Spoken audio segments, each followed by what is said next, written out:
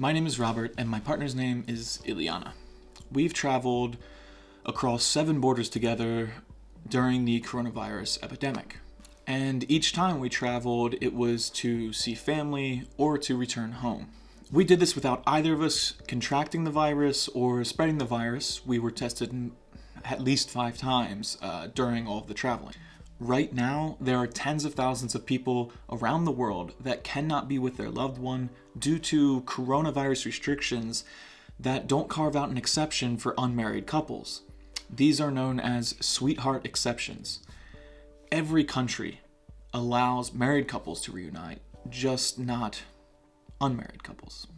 To not require exceptions like these is to literally destroy people's relationships and their mental health. So, this is the first video in a series that is designed to get you back to your loved one.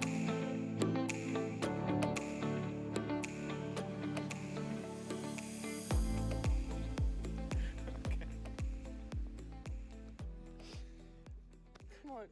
Okay.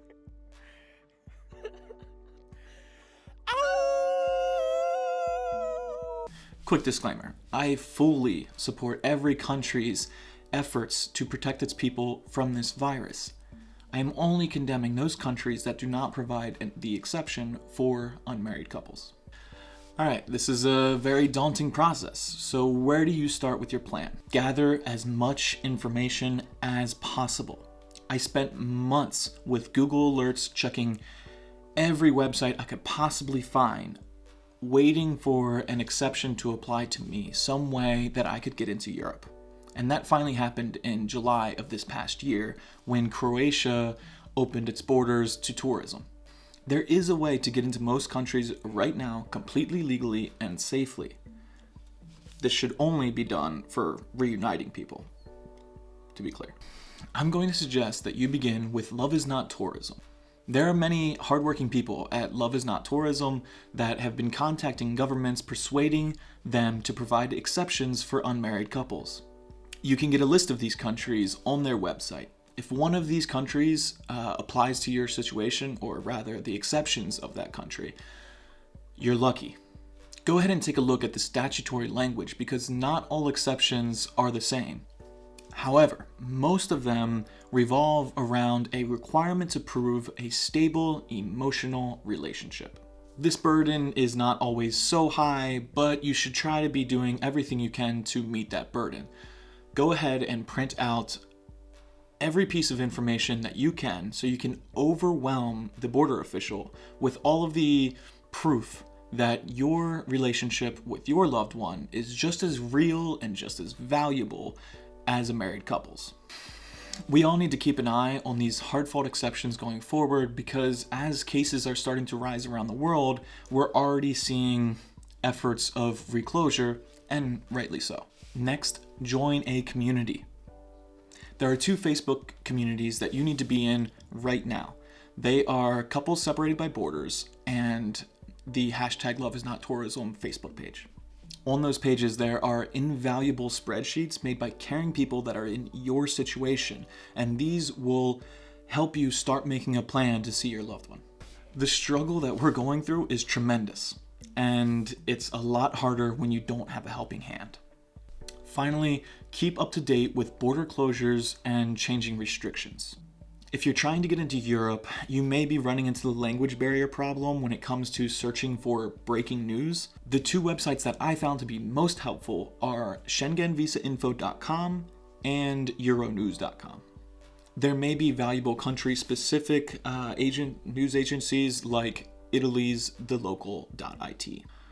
For those wanting to travel to the US, I would first recommend generally the international news agencies like The Guardian or The New York Times. If you're looking for a good statutory resource, I would check out NASFA.org. They provide a great digest filled with the presidential proclamations and regulations revolving around US visas and entries. For a good worldwide resource, I'd recommend Fragamin.com. I believe it's an international immigration agency, but regardless, they offer a free-to-the-public PDF document, which has hyperlinks to all country-specific information. Just to be clear, I have no affiliation with any of these organizations or websites that I've cited so far. Okay, so what do you do if these sweetheart exceptions don't apply to you? You're going to have to stay in a third country. There are a few of these third countries depending on where your final destination is. For instance, the one that I went to was Croatia, but there's also Turkey, Serbia, Mexico, some South American countries as well. What is similar to all of them is that they either have a testing requirement for when you enter the country, a PCR test that has been taken within 48 hours.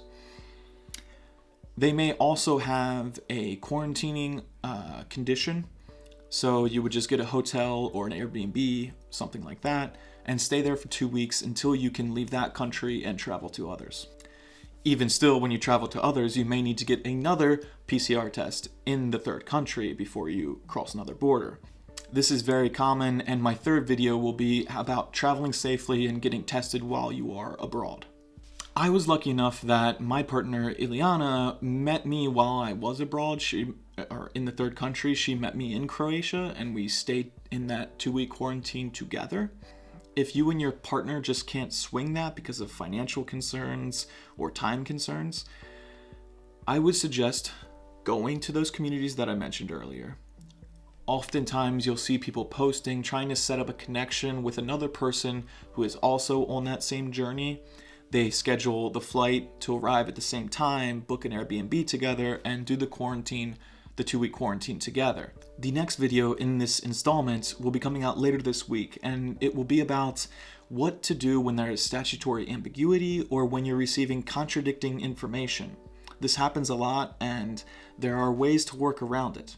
If you found this video to be helpful in any way, please give me a comment, like, or subscribe, whatever. Most importantly, give me a comment so I know what I can do in the future to help more couples reunite with their loved ones. Of course, this doesn't only apply to couples. Reuniting with your family is just as important. So, thanks for watching. Really, really hope this helped. I'll see you next time.